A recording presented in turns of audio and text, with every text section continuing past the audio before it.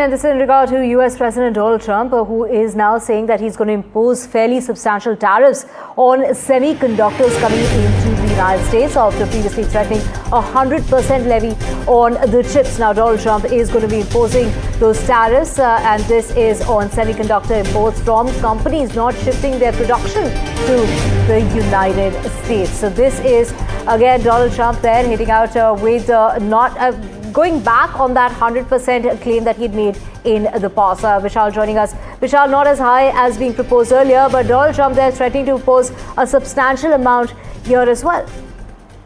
That's a pretty vague statement coming from Donald Trump, and he has in the recent past threatened something similar. He said in August earlier that he would put as much as 100% tariffs on these tariffs and on these chips. So he's spoken specifically about the companies who have not invested heavily in the US and the companies who have not made an attempt to shift their production from overseas into the US territory. So he's specifically targeting these firms, and he has clearly mentioned that these tariffs will be substantial, although he's not given a timeline as to when he wishes to put these tariffs into effect or the nature of these tariffs. But we can safely assume that many companies in China would be affected. Many companies that invest heavily in China could be affected.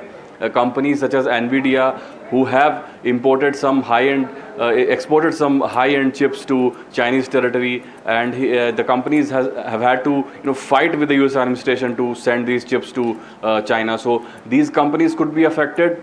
There could be a deal because these companies have also been able to wriggle out some kind of a deal also. So all of that will have to be seen. But for now, these companies, NVIDIA, Intel, they would be watching with bated breath as to what will happen. Intel, to be precise, could be exempt from these tariffs because they have recently signed a deal with the US administration, and so Intel could have some kind of a reprieve. But rest of the companies such as NVIDIA could be facing at high tariffs at the moment.